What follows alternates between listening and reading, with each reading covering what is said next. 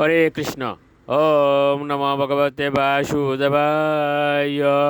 ওম নমো ভগবতে বাসুদেবায়।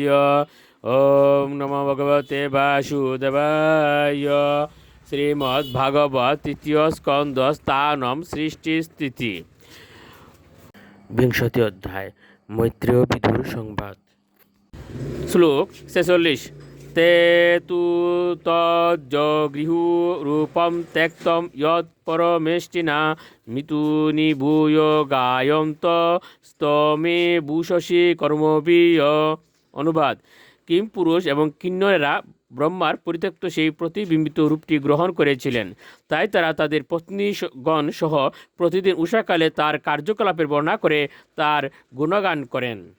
শ্লোক 47। দেহেন বৈ ভুগবতা শয়ানু বহু চিন্তয়া স্বর্গে অনুপচিতে ক্রুদাদ উদ সসর্জ তদ্বপু। অনুবাদ: এক সময় ব্রহ্মা তার দেহ পূর্ণমাত্রায় প্রসারণ করে শয়ন করেছিলেন।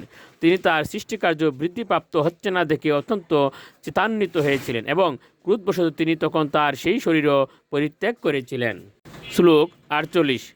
ইয়ে ওহি অন্তামুত কেশা অহয় স্তে অঙ্গ যজ্ঞিরে সর্পাহ প্রসর্পতঃ ক্রূরা নাগা ভূগ উরু কন্দরাহ। অনুবাদ: এ প্রিয় বিদুর, ব্রহ্মা সেই শরীরের কেশ চ্যুত হয়ে সর্পে রূপান্তরিত হলো এবং অস্ত্র পদাদি সংকুচিত হয়ে সেই দেহ যখন সর্পিল গতিতে গমন করছিল তখন বিস্তৃত ফণাবিশিষ্ট অত্যন্ত হিংস্র নাগদের সৃষ্টি হয়েছিল। শ্লোক 49। স আত্মানম মন্যমান কৃত কৃত মিবাত্মভূহ তদা মনুন জানতে মনসালোক ভাবনান। অনুবাদ: একদিন প্রথম সৃষ্ট জীব স্বয়ম্ভু ব্রহ্মা তার জীবনের উদ্দেশ্য সার্থক হয়েছে বলে মনে করে তার মনের দ্বারা সমগ্র জগতের কল্যাণ সাধনকারী মনুদের সৃষ্টি করেছিলেন। শ্লোক 50।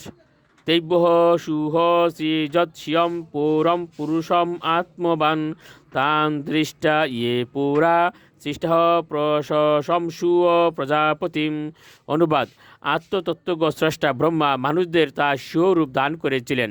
মনুদের দর্শন করে দেবতা গন্ধর্ব আদি পূর্বে যাদের সৃষ্টি হয়েছিল তারা প্রজাপতি ব্রহ্মাকে প্রশংসা করতে লাগলেন। হরে কৃষ্ণ।